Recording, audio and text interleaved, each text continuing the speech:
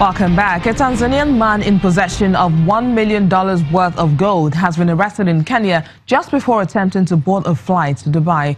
The 46-year-old man was carrying 32 kilograms of the precious metal when he was stopped by officers at the Jomo Kenyatta International Airport in Nairobi. Authorities say the man, who was traveling from Mwanza in Tanzania via Kilimanjaro, was arrested based on a tip-off. An investigation has been launched into the case. And still in Kenya, the Foreign Affairs Ministry has issued a travel advisory warning to its citizens against traveling to areas in South Sudan where armed conflicts and inter-ethnic violence have occurred within the last 6 months. The advisory applies specifically to parts of the Greater Upper Nile region, including sections of Merwood, Eastern Nile and Boma State and Yei River State. The ministry also urged Kenyans living in South Sudan to register with the embassy in the capital, Juba, immediately.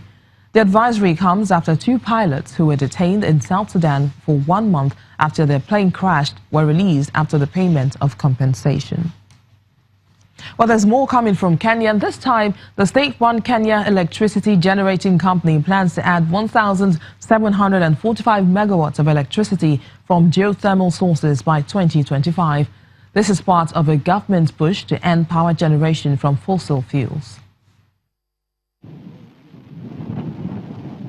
Kenya has an installed generating capacity of 2,370 megawatts and peak demand of about 1,770 megawatts. Of this, KenGen, which is 70% owned by the government, has an installed capacity of 1,631 megawatts, with 533 megawatts from geothermal. Demand for electricity is growing at about 8% per year until 2020 and will rise to 9% in 2021, after which it will stabilize at 7%, according to the government's transmission and generation plan. We have to make sure that every single Kenyan has power. That's the only way this nation will come out of poverty. And that's the bottom line.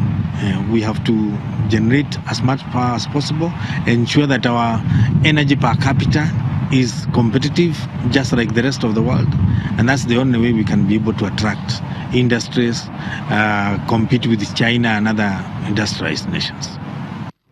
The East African nation is ramping up electricity production and investing in its grid to keep up with growing demand for power and to reduce frequent blackouts.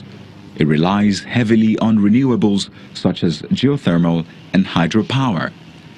KenGen is currently working on a 140 megawatt geothermal power plant known as Olkaria V, which is expected to be operational this year. We also don't want to stretch the resource to the limit. So our conservative figure for Olkaria is 1,200 megawatts. If we get to that level, then it would be appropriate or prudent to observe the resource and see how it behaves from that production. Then we'll be able to have history matching to the numerical studies that we have done and be able to tell Kenyans whether we can add more power or not. Kenya is ranked at number 37 worldwide by Ernst & Young's latest Renewable Energy Country Attractiveness Index issued in October. The Geothermal Resources Council ranks Kenya at number 8 worldwide in terms of installed capacity from geothermal. Away from Kenya now, thousands of people from across the African Great Lakes region attended the Amani festival in Goma, east of the Democratic Republic of Congo.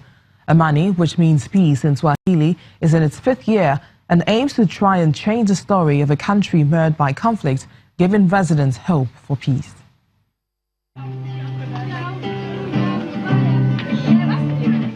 In a neighborhood in Goma, the capital of Eastern Democratic Republic of Congo's North Kivu province, singer Ira Irene and her 2 brothers are rehearsing at home ahead of their performance at the annual Amani festival.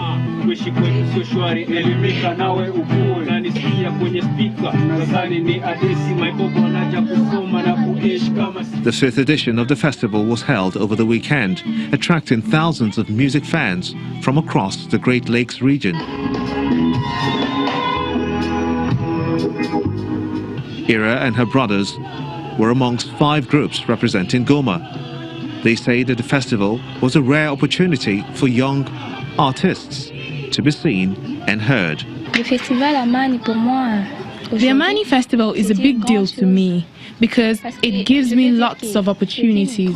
My folks were nervous for me because this is my first time that I'll be performing on the Amani festival stage. According to the organizers, the 3 days festival attracted over 30,000 people. Amani, which means peace in Swahili, was again the main message for the event. This year's theme was dancing for peace, singing for peace. There's a lack of consideration shown to the residents of Goma. Some people do not want peace because some are benefiting from the insecurity in the city. So we want to see durable peace in Congo. Eastern Congo has been grappling with a fresh surge of unrest since President Joseph Kabila refused to step down at the end of his mandate. Although the festival's main aim is to set a tone for reconciliation and promote peace in the region, many Goma residents were skeptical about how much the festival can achieve as the region continues to grapple with insecurity.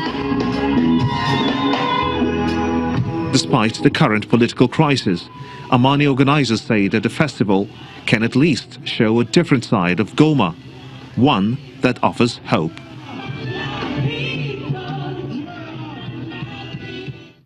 We end the program in Zimbabwe as ousted leader Robert Mugabe turns 94 today.